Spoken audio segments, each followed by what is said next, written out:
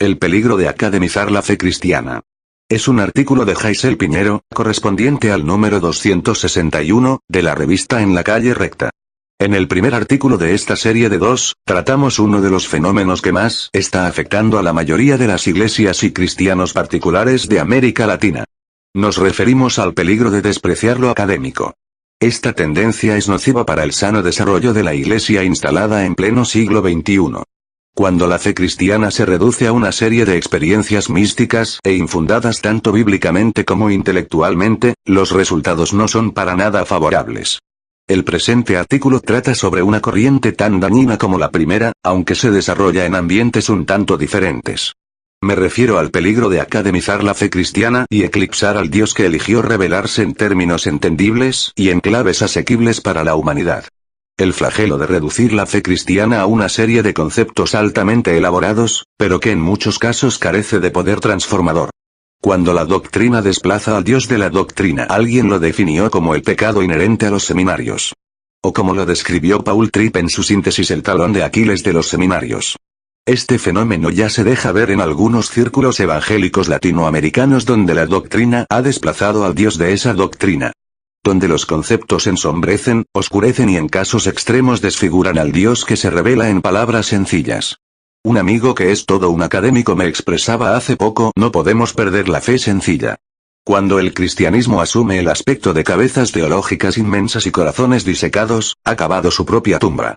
Cuando las definiciones teológicas comienzan a rozar con conceptos altamente elaborados, pero no con el Dios al que esos conceptos deben representar, cuando esto pasa, podemos llegar al punto de idolatrar la doctrina. Esto sucede al volverse la doctrina un fin en sí mismo y no un medio para conocer y adorar al Dios verdadero. La doctrina no es mala. No digo que siempre es así, ni que la doctrina sea mala, para nada. Estoy en desacuerdo con postulados ecuménicos que aseguran la doctrina divide, el amor une, como si pudiera existir un cristianismo sin doctrina. Creo firmemente que la verdadera unidad tiene que estar basada en la verdad, por supuesto una verdad que no está divorciada del amor. Quien escribe es un fiel representante de la fe reformada que considera las doctrinas de la gracia como las más apegadas a la fidelidad de la Escritura. Pero justamente por eso debemos cuidar nuestros corazones del peligro de sustituir al insustituible Dios por un sistema doctrinal determinado y creernos que la transformación llega cuando somos capaces de repetir, citar o elaborar ciertos conceptos. Justifico que el peligro de academizar la fe cristiana no es exclusivo de un sistema doctrinal particular. Cualquier persona puede padecer este mal sin importar el sistema teológico que represente.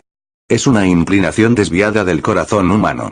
Es ese deseo de encontrar significado a través de ideas cada vez más preponderantes y o novedosas.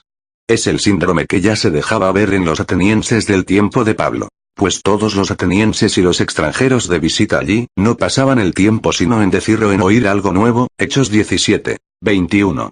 La palabra define la doctrina. Estuve presente en un diálogo donde alguien estaba hablando de una verdad de Dios, revelada claramente en las Escrituras. Otra persona no estaba de acuerdo con esa verdad porque en su sistema doctrinal no cabía. Declaró enérgicamente: si Dios es así, entonces, yo no creo en ese Dios. Su doctrina se había vuelto más importante que el Dios revelado. Pretendió encajar al infinito Dios dentro de su sistema cerrado. Es triste cuando llegamos a declaraciones tan radicales y llenas de pretensión, porque en otras palabras lo que dicho hermano estaba diciendo es: Dios, tú tienes que ser como yo quiero para que yo entonces decida creer en ti. La doctrina en primer lugar no define a Dios, Dios define a través de su palabra revelada la verdadera doctrina. Nuestra doctrina no garantiza nuestra transformación. Como iglesia debemos estar alertas ante cualquier indicio de esta desviación, de reducir el cristianismo a asimilación y repetición de formulaciones e ideologías altamente elaboradas. Necesitamos entender que la verdadera transformación llega cuando sometemos la totalidad de nuestra vida a una relación viva y vibrante con Él. Relación que se hace posible a través de la palabra santa y la oración. Pero no debemos olvidar que el hecho de que estemos relacionando con un sistema particular de doctrina, por muy encumbrada que parezca, o muy refinada intelectualmente que pueda ser, no necesariamente asegura que nos estemos relacionando con ese Dios vivo al que llamamos Padre y que como consecuencia estemos siendo transformados por Él.